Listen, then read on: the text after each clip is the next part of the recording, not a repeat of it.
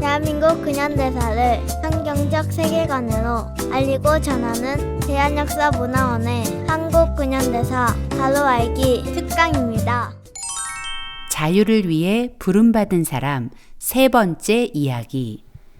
대한민국 건국의 밑그림 기독교 입국론입니다. 한성 감옥에서 이승만은 철저한 지도자 훈련 코스를 이수하는 중입니다. 그 시작이 기독교 개종이죠. 이 놀라운 사건 이후 이승만은 세상을 보는 안목이 달라졌습니다. 그리고 그의 꿈도 완전히 달라졌죠.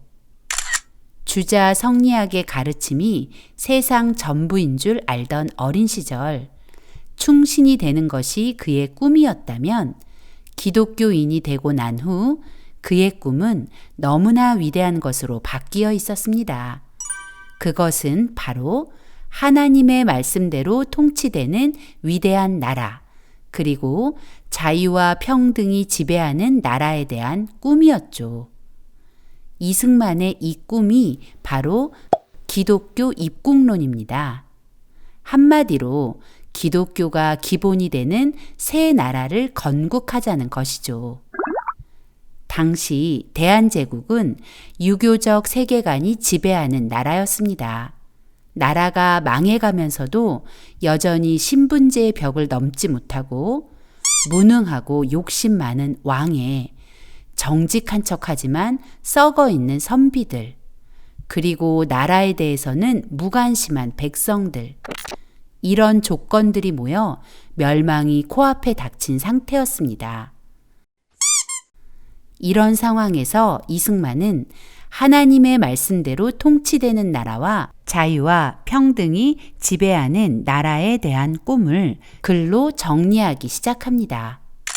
그가 기독교 입국론의 당위성을 주장한 첫 번째 글이 바로 1903년 9월 우리나라 최초의 신학 잡지인 신학월보에 기고한 두 가지 편벽됨이라는 논설입니다.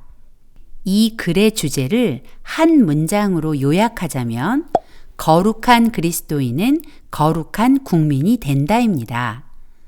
두 가지 편벽됨의 내용의 일부를 살펴보겠습니다. 사람의 극히 어려운 지경은 곧 하나님이 감화시킬 기회라 하나니, 비교하건대 논고에 물이 마르고 뜨거워 고기가 살 수 없게 된 후에야 스스로 새 물길을 얻어 강과 바다를 찾아갈지라. 이 세상은 우리의 잠시 사는 논고물이라. 다소 태평 안락한 데 사는 사람들도 바다같이 영원히 마르지 않을 생수를 찾기에 게으르지 않건대, 하물며 이 물이 마르고 흙탕되는 도탄 중에 들어 어찌 새 물줄기를 찾지 아니하리요. 옛날 문체라서 다소 이해하기가 쉽지는 않습니다.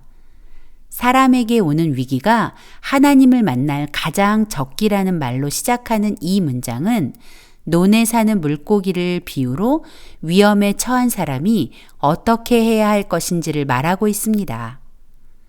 논에 물이 마르기 시작하면 물고기는 본능적으로 물이 많은 곳으로 이동하게 됩니다.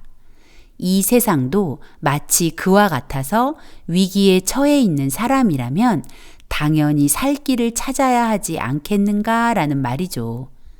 그러면서 그 살 길이 바로 예수교, 즉 기독교라고 말합니다.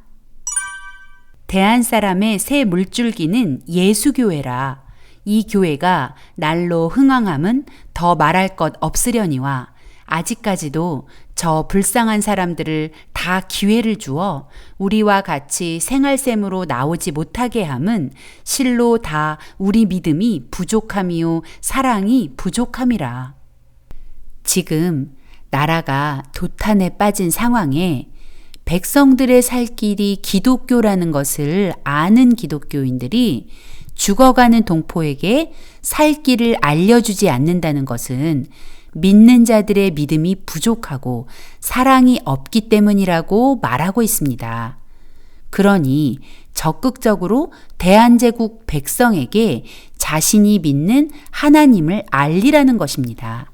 어떻게 기독교가 대안을 살릴 새 물줄기가 될 수 있을까요?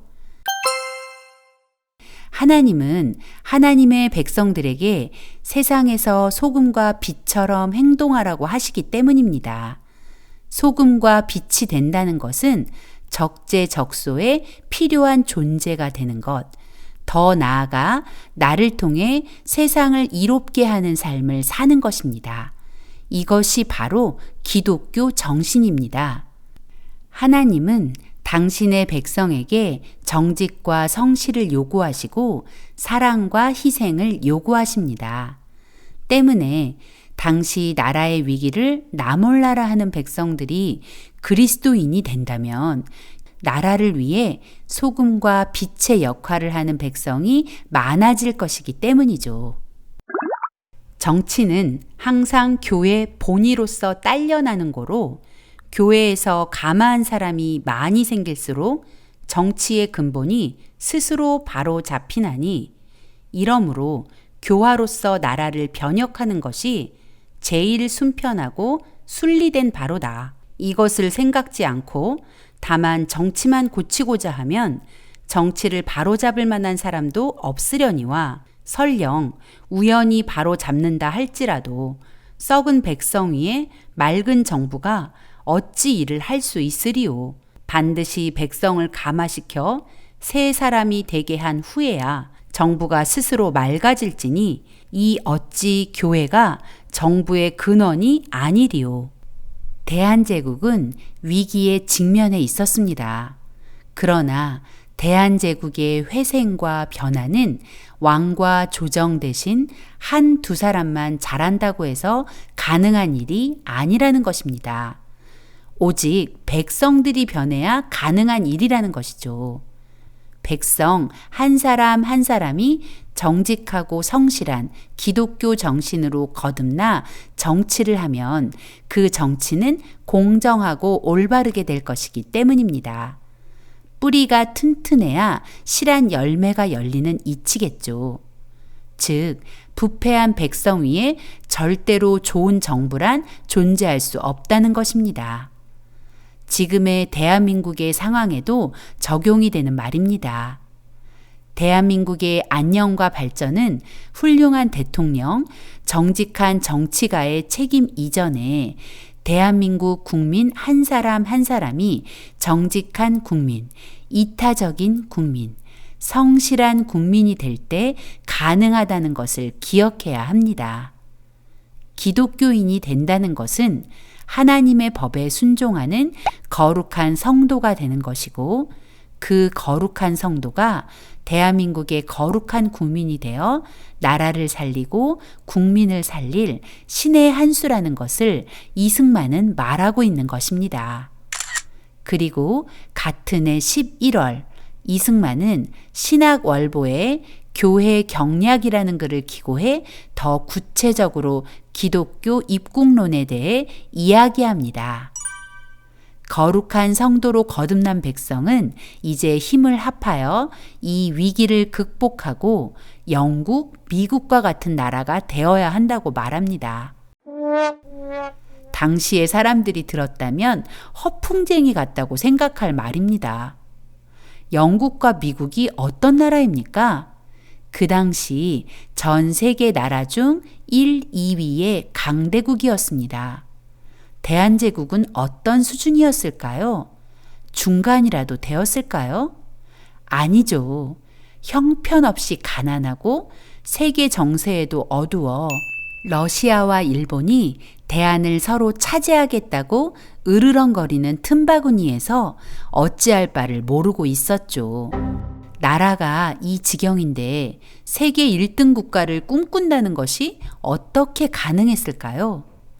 더구나 이승만은 지금 왕자에 앉아 있는 것이 아니라 한성 감옥에서 종신형을 선고받고 수감된 상황이었다는 것이 더 우리를 놀라게 하는 대목이죠.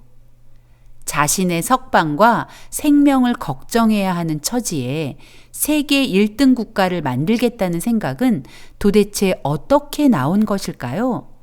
네, 바로 하나님께로부터입니다. 그래서 이승만은 자신에게 꿈을 주신 하나님을 신뢰하며 우리 민족이 세계 1등 국가가 되어 우리가 받아 누린 자유를 세계 각국에 대한선교사를 파송하여 나누는 나라가 될 것을 천명한 것입니다. 이승만의 이 말을 정리해보면 선진한국, 선교한국입니다. 그가 말하는 선진한국은 단순히 잘 먹고 잘 사는 경제적 풍요만을 뜻하는 것이 아닙니다. 선진한국은 하나님의 말씀대로 통치되는 위대한 나라, 자유와 평등으로 지배되는 나라를 말하는 것입니다. 이 나라는 꿈만으로 이루어지지 않습니다.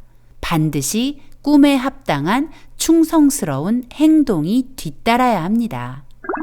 마땅히 만국의 왕이시고 만국 왕의 왕이신 예수 그리스도로 우리의 왕을 삼아 피와 정욕의 모든 상전을 다 버리고 함께 돌아와 만세의 빛난 용상 앞에 머리를 숙이고 모두 천국을 위하여 싸우는 강병이 되어 사탄과 세상을 쳐서 이기고 만국을 합하여 한 천국을 만들자. 백성 한 사람 한 사람이 하나님의 뜻과 법대로 사는 거룩한 백성이 되고 그 거룩한 백성이 거룩한 국민으로 모든 분야에서 충성스럽게 살아낼 때 선진국가가 된다는 것입니다. 그래서 이승만은 대한제국 백성에게 새 나라를 건국할 용사가 될 것을 호소하는 것입니다. 놀랍게도 1903년 8월 한성감옥 밖 원산에서도 우리 민족의 구원을 위한 하나님의 놀라운 계획이 실행되고 있었습니다. 1903년 8월 24일 원산의 남산동 교회에서 놀라운 부흥의 역사가 일어나 그 부흥의 불길이 원산과 그 일대 지역으로 퍼져가고 있었습니다. 이 원산 부흥은 로버트 하디 선교사로부터 시작되었습니다. 로버트 하디 선교사는 의료 선교사이자 목회자로 조선의 자유를 선포한 선교사입니다. 하디 선교사가 조선에 와 오랫동안 열심히 사역했지만 도통 변화가 없었습니다. 오히려 늘 실패를 경험해야 했죠. 하디 선교사의 마음은 점점 조선 사람에 대한 원망으로 가득해졌습니다. 조선 사람들은 게으르고 형편없는 사람들이야. 조선 사람들 때문에 나의 사역이 실패한 거야.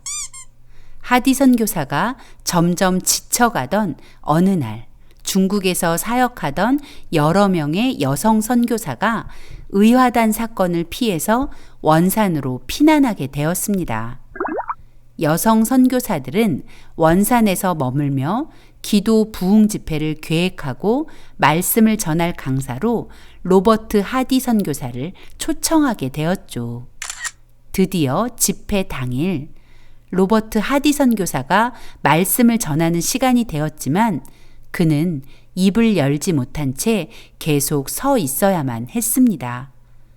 하디 선교사는 하나님께 도움을 요청했습니다. 그리고 그가 받은 응답은 회개하라는 것이었습니다. 너의 죄 때문에 조선 사람들이 하나님을 바라보지 않는 거였어. 네가 회개해야 해. 하디 선교사는 즉시 하나님 앞에 회개했습니다. 특별히 자신의 교만과 우월의식, 그리고 조선 사람을 존중하지 못한 죄 등을 아주 구체적으로 하나님과 그 자리에 모인 동료 선교사들 앞에서 고백한 것입니다. 그리고 주일 하디 선교사는 원산 남산동 교회에서 조선 성도들에게도 자신의 죄를 고백했습니다. 하디 선교사는 사실 모든 것이 끝이라는 마음을 가지고 강단에 선 것입니다. 자신이 조선 사람을 무시했다는 것을 그들이 안다면 조선 성도들은 자신을 용서하지 않을 것 같았습니다. 그럼에도 하디 선교사는 정직하게 자신의 지난 죄를 성도들에게 고백한 것입니다. 이제 다 끝났구나. 조선 사람들이 나를 증오하겠구나. 이제 조선 사역은 끝이로구나. 그런데 그 다음 주일부터 아주 놀라운 일이 일어났습니다. 성도들이 하디 선교사를 욕하고 떠나간 것이 아니라 오히려 서로 앞다투어 자신의 죄를 회개하기 시작한 것입니다. 원산의 성도들은 이제 거룩한 성도가 되었고 거룩한 백성이 되어가고 있었던 것입니다. 대안은 새로운 물줄기 기독교를 받아들여야 한다는 외침처럼 조선의 사람들이 거룩한 성도가 되고 나라를 새롭게 할 거룩한 백성이 되는 그 거룩한 일이 이미 원산에서 시작되고 있었던 것입니다. 원산의 이 놀라운 부흥의 불길은 장차 1907년 평양 대부흥까지 이어지고 조선 백성들을 점점 거룩한 백성으로 바꾸어 갔습니다. 사람의 눈으로 역사를 보면 우연이라고밖에 말할 수 없지만 하나님의 눈으로 역사를 보면 이승만의 기독교 입국론의 위대한 꿈과 원산 대부흥은 하나님의 정확한 섭리라는 것을 알게 됩니다. 이렇게 조선 구원 프로젝트가 하나님의 인도하심에 따라 진행되고 있는 과정에서 1904년 러일 전쟁이 발발합니다. 러일 전쟁은 어느 날 갑자기 일어난 전쟁이 아닙니다. 이미 오래전부터 예견되던 전쟁입니다.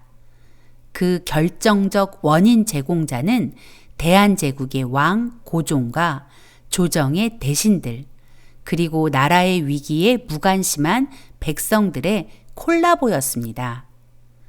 이승만은 한성 감옥에서 러일 전쟁 발발 소식을 듣고 그동안 준비하던 한영사전 제작 작업을 중단하고 독립정신을 집필합니다. 이승만은 독립정신을 통해 대한제국의 백성을 향해 모든 백성이 각자의 책임을 깨닫고 나라에 대해 책임감을 가질 것을 촉구합니다. 만약 그 책임을 다하지 못하면 나라를 잃게 될 것이라고 경고하며 스스로 독립에 대한 굳은 의지가 있어야 나라의 독립을 지킬 수 있다며 백성 각자의 독립정신을 요구하고 있습니다. 이승만은 독립정신의 첫머리에 대한제국은 3천만 백성을 싣고 폭풍우를 만나 표류하는 배와 같다고 하면서 나라가 왜 이렇게 위태로워졌는지 알아야 하고 또 정신을 차리고 힘을 합쳐 각자 책임을 다해 살 길을 찾아야 한다고 했습니다. 대안은 3천만 백성을 싣고 폭풍우 몰아치는 바다 위에 표류하는 배, 생사와 나라의 존망이 위급한 지경이다. 모두 나라를 구하기 위해 나서야 한다. 위태함과 그 이유를 분명히 알아야 한다. 이승만은 이 위급함에서 벗어나기 위해 백성 각자의 독립정신을 강조하는 것입니다.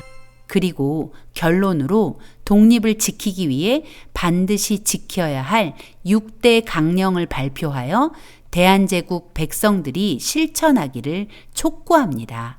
6대 강령을 살펴보겠습니다. 첫째, 우리는 세계에 대해 개방해야 한다. 둘째, 새로운 문물을 자신과 집안과 나라를 보전하는 근본으로 삼아야 한다. 셋째, 외교를 잘해야 한다. 넷째, 나라의 주권을 소중히 여겨야 한다. 다섯째, 도덕적 의무를 소중히 여겨야 한다. 여섯째, 자유를 소중히 여겨야 한다는 내용입니다. 그리고 이렇게 결론을 맺습니다. 세계 문명국 사람들이 기독교를 사회의 근본으로 삼고 있으며 그 결과 일반 백성들까지도 높은 도덕적 수준에 이른 것이다.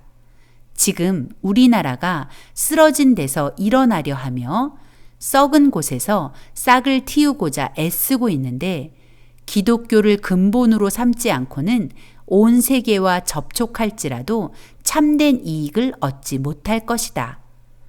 신학문을 아무리 열심히 배워도 그 효력을 얻지 못할 것이며 외교를 위해 아무리 힘써도 돈독한 관계로 발전하지 못할 것이다.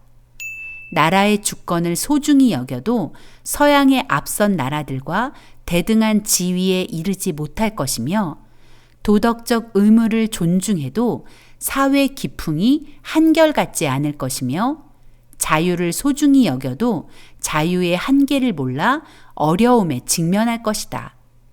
그러므로 우리가 기독교를 모든 일의 근원으로 삼아 자기 자신보다 다른 사람을 위해 일하는 자가 되어 나라를 한마음으로 받들어 우리나라를 영국과 미국처럼 동등한 수준에 이를 수 있도록 최선을 다해야 할 것이다.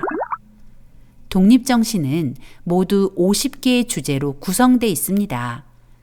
이 책에서 이승만은 독립과 관계된 다양한 내용들을 정리해 놓았습니다. 조선을 둘러싸고 있는 주변 정세, 일본과 러시아, 중국의 의중, 어떻게 하면 우리 민족이 살아남을 수 있는지, 그리고 애국심의 중요성과 나라가 망하면 백성도 그 화를 면할 수 없기에 목숨을 걸고 나라를 지키자고 호소했습니다. 또 우리 민족이 민주주의로 전향할 것과 서양 문물을 배우고 실력을 키워서 부강한 나라를 만들자는 내용입니다. 그러나 기독교를 이 모든 일의 근본으로 삼지 않는다면 우리가 원하는 목적을 이룰 수 없다는 것을 선지자처럼 선포한 것입니다. 즉, 독립정신이 강조하는 결론은 우리가 나라의 위기에 책임을 지고 나라를 지켜내기 위해서 우리는 동양 최초의 기독교 국가를 만들어 선진한국과 선교한국의 사명을 감당해야 한다는 것입니다. 1904년 쓰여진 이승만의 독립정신은 오늘의 우리에게도 여전히 유효합니다. 대한민국 역시 아주 위험한 지경에 처해 있습니다. 이 위기는 어떤 특정한 사람만의 책임이 아닙니다. 바로 나의 책임이라는 것을 인정해야 합니다. 그리고 대한민국 국민으로서의 책임감과 사명감을 가져야 합니다. 그리고 그 사명감은 거룩한 하나님의 백성이 될 때만 감당할 수 있다는 것을 기억해야 합니다. 한성 감옥에서 이승만이 꿈꾼 기독교 입국론의 위대한 꿈은 어떻게 되었습니까? 그 꿈은 절대 허망한 꿈이 아니었습니다. 그 위대한 꿈은 오늘의 대한민국을 만들었습니다. 경제적으로만 봐도 2018년 현재 대한민국은 1인당 GNI가 세계 11위나 되는 나라입니다. 대한민국 국적을 가진 사람이 1년 동안 벌어들인 수입의 1인당 평균이 3,478달러, 원화로 환산하면 3,478만 원인 나라가 된 것이죠. 그러나 안타깝게도 2022년 현재 우리나라의 1인당 GNI는 13단계 하락한 24위입니다.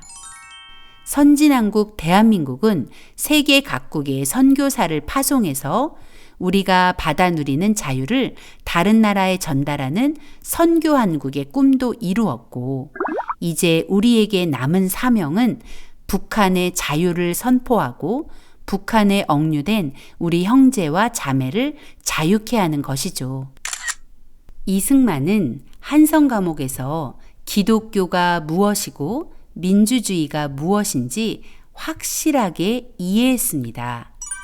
기독교는 자유민주주의의 핵심 가치라는 것, 또 자유민주주의는 기독교의 정치적 표현이라는 것이죠.